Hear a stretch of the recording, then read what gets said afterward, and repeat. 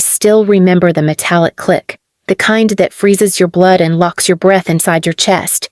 My dad stood at the far end of the living room, his finger tight on the trigger, veins bulging against his temple.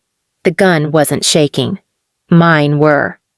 "Sign the damn papers, Alex," he barked, slamming a stack of documents against the glass coffee table so hard that the edges tore. "You think you can keep what doesn't belong to you? You're nothing without us. Nothing!"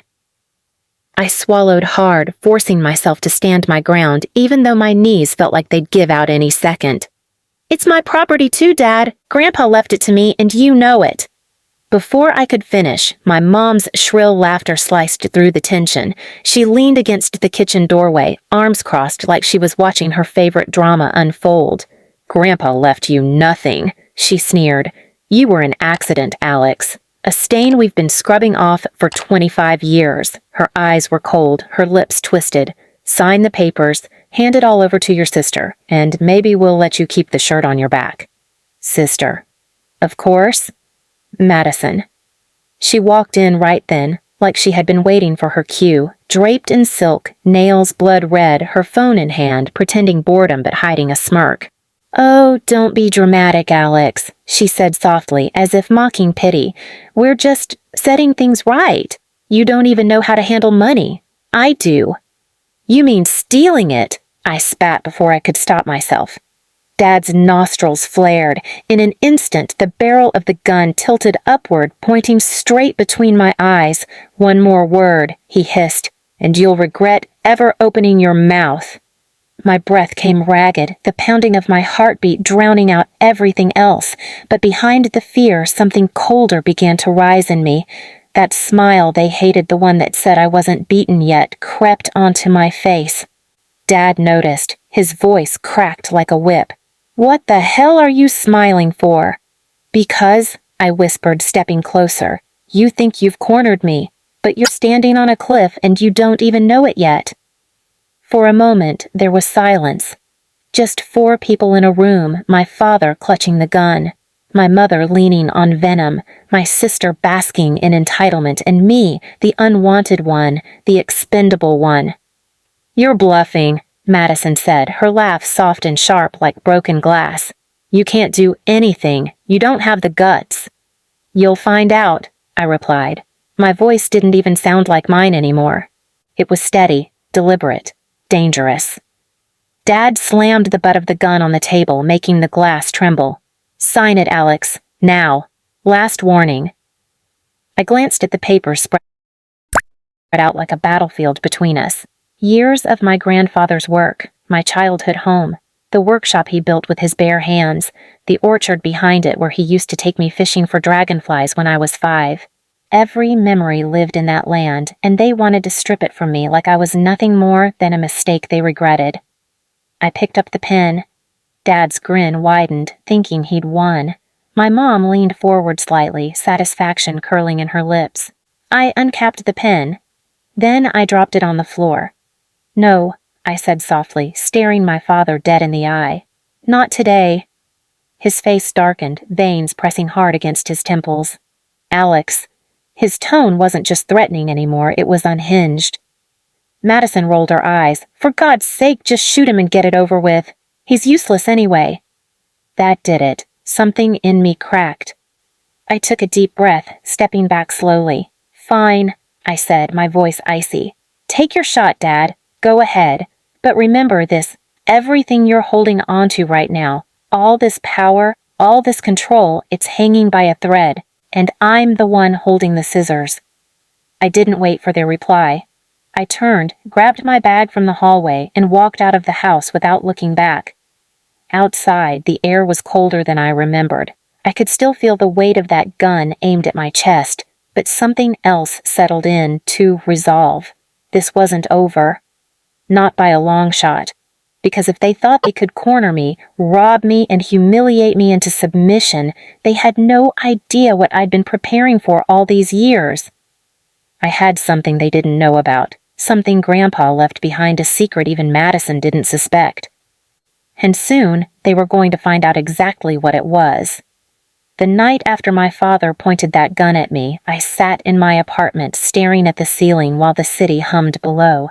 My chest still ached where his kick had landed last month during another fight, but that wasn't the pain gnawing at me now. It was the weight of every insult, every time they'd made me feel like an intruder in my own bloodline. I thought about the look in Madison's eyes, that perfect cocktail of pity and mockery, and my mom's laugh ringing sharp in my ears. "You were an accident, Alex." I thought about Dad's finger twitching on the trigger like he was deciding whether his own child was worth less than a stack of property papers. I sat up slowly, my breath shaky but my mind clear. For the first time in years, I wasn't thinking about running or hiding. I wasn't thinking about survival. I was thinking about ending them. Not their lives that would be too easy, but everything they stood on. The next morning, I dug through the locked chest my grandfather left me when he passed. My parents always thought it was just sentimental junk, but Grandpa was smarter than all of us combined. Inside was a folder stuffed with handwritten notes, diagrams, and receipts spanning decades. The orchard, the workshop, the land, the truth. Grandpa had documented everything, including the property's legal history and the deals my father had made under the table, shady ones he thought nobody knew about. The land wasn't just sentimental, it was worth millions now because of zoning changes in the area. And Grandpa had known they'd try to take it from me. Buried beneath the documents was a letter yellowed with time. "Alex, if you're reading this, it means they've come for what's yours. Don't fight them with anger, fight them with patience. The land is protected, but so is the will. Play it smart. Watch them fall on their own swords." I sat there, hands trembling over his neat handwriting, a war raging inside me. Grandpa had left me tools. He had left me power I didn't even know I had. For the next 2 weeks, I became a ghost in my own family's world. I started showing up at the county records office, quietly requesting files on the property deeds. I learned every loophole, every clause. It turned out Grandpa had placed the land in a private trust years before I was even born. My name was the only beneficiary. And then I found something worse, something I could use. Dad had been siphoning off money from the family company into offshore accounts under Madison's name, tax evasion, fraud, enough to ruin them permanently if it ever surfaced. I didn't confront them. Not yet. Instead, I made calls. I sent anonymous packages. I left crumbs where I wanted people to follow them to the IRS, to the zoning commission, to a local journalist I knew from college who owed me a favor. Piece by piece, I built the trap. But I wasn't done. I wanted them to feel it. So I RSVP'd, yes, to Madison's engagement party, a glittering event where they planned to flaunt their power and control one last time. I didn't tell them I was coming, and when I walked through those glass doors wearing the suit Grandpa bought me before he died, I felt their eyes freeze on me like I was a ghost. "What the hell are you doing here?" Madison hissed, pulling me aside, her perfectly manicured nails digging into my sleeve. "Just here to congratulate you," I said with a smile sharp enough to cut. Dad was watching me from across the room, jaw clenched. Mom clung to his arm, whispering something bitter. The party was everything they loved: golden chandeliers, champagne flutes, Madison's friends in sequined dresses, and whispers of deals being made under velvet lights. I let them bask in it. I let them think they'd won. A week later, everything exploded. The IRS froze their accounts without warning. The journalist released an exposé connecting Dad's offshore transfers to Madison's trust fund. Investors pulled out of the family company overnight. Within days, the house they loved parading in became a prison of stress and shouting. And through all of it, I stayed silent. Then came the letter from the zoning commission, delivered by courier right to their door. The land they had tried to force me to sign over? Untouchable. Every expansion deal they'd been scheming collapsed in an instant. That night, Dad called me 17 times. I didn't answer.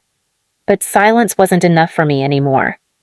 So, on the first Sunday after everything fell apart, I showed up at their house.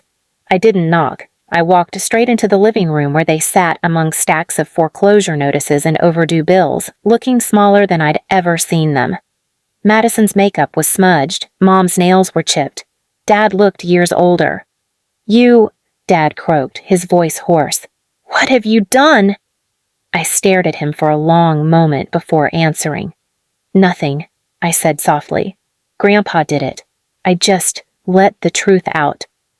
I set the trust papers on the table and leaned down until my face was inches from Dad's. "Next time you point a gun at me," I whispered, "make sure you're not standing on a cliff first." And then I left.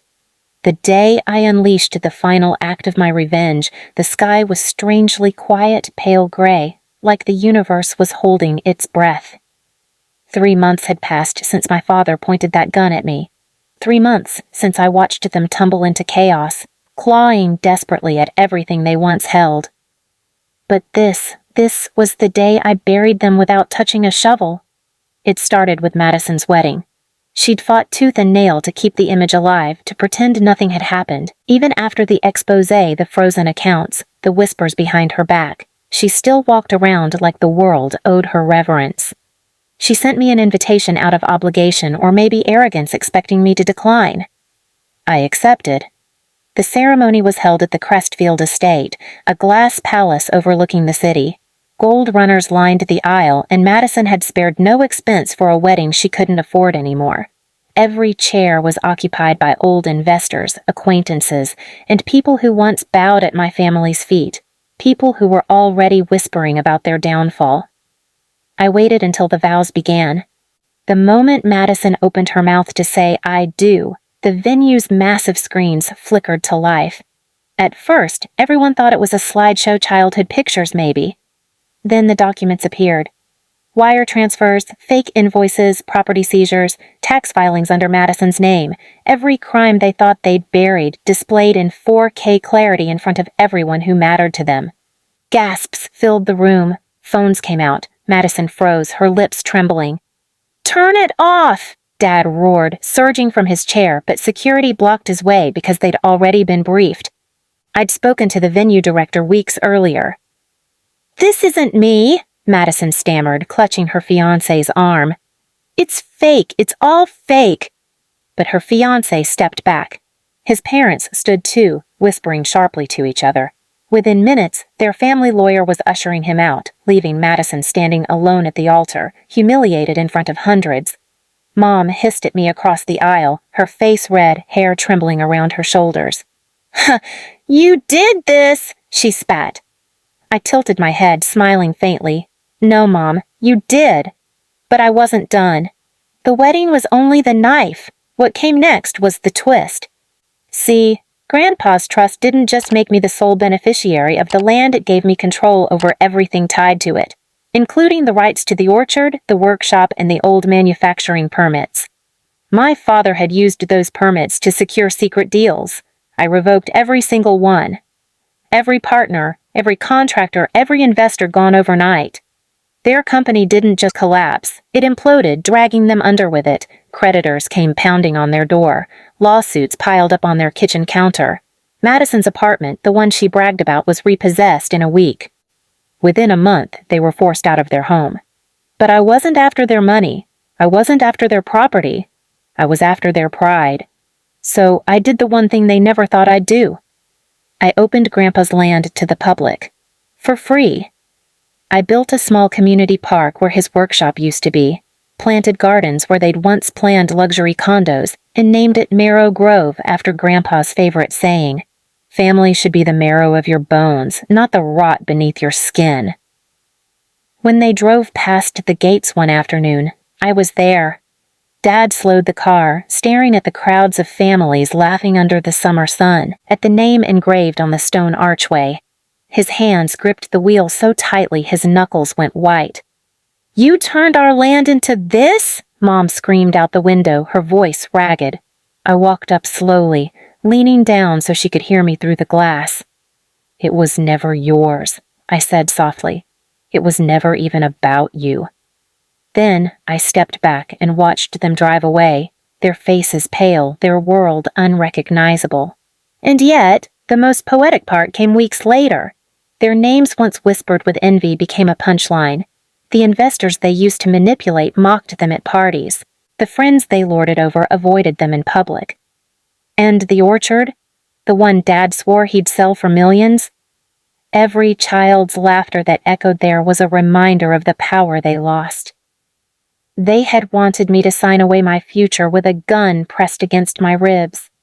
Instead, I signed away their legacy piece by piece until nothing remained but their shame.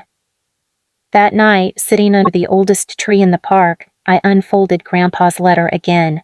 Don't fight them with anger. Fight them with patience. I smiled through the tears pooling in my eyes. Patience hadn't just broken them. It had erased them,